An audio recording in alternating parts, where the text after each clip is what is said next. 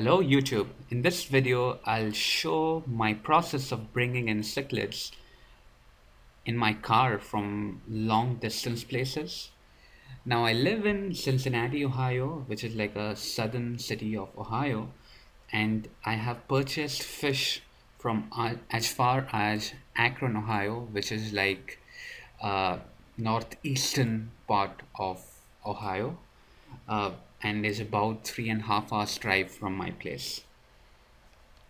Once on my way back from Niagara Falls, I had collected fish from a local breeder at Akron, Ohio, and I was successful in bringing the fish in a small bucket to my place. But the story that I'm going to share today is a whole different situation, even though I brought the fish from the same location and the same breeder. After a few weeks from my first transaction with the Akron breeder, I had to again travel to Cleveland on a business trip. My stint in Cleveland was 3 days long. I had meetings all day, and the very last day, when I had to travel back to Cincinnati, I had a meeting again in Columbus, Ohio, which was about 3 hours long. So the only option I had was to collect the fish in the last evening that I spent in Cleveland, which meant that I had to keep the fish in my hotel room for a whole night, make them travel with me the following day, 3.5 hour long drive, and not to forget the 1 hour lunch break and the 3 hour meeting in between my journey. I was very sure of purchasing two or maximum three fish that time. So what I did was I brought along with me two buckets. In one of those buckets, I took water from my established aquarium. In the second bucket was empty. I also took an air pump, an established sponge filter. I have double sponge filters, a little aquarium salt and water conditioner, and also two Ziploc bags.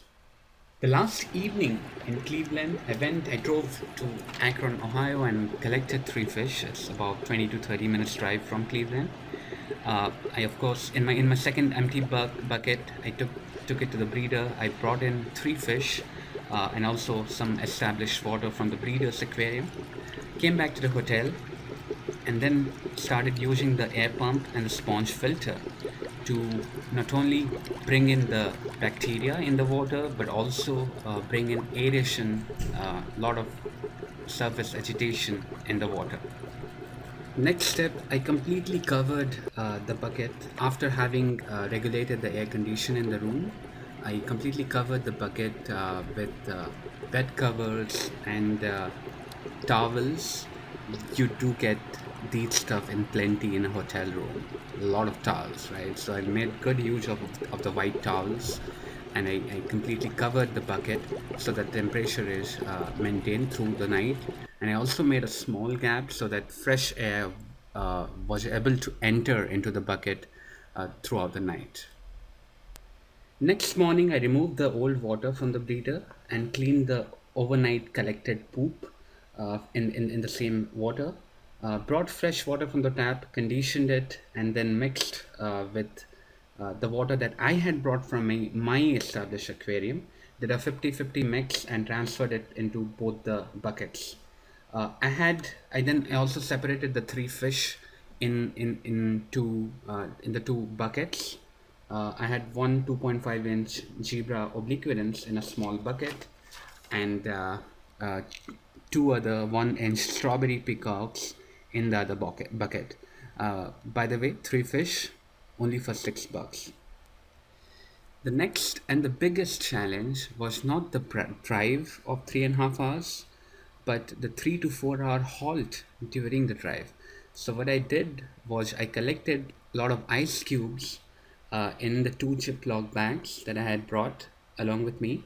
And then when I left the fish in the car uh, with the AC turned off, I put in some of these ice inside the Ziploc bags, two Ziploc bags in both the buckets, and went away for the meeting. When I came back, they were still alive, and I happily drove back the last 1.5 hour to my home.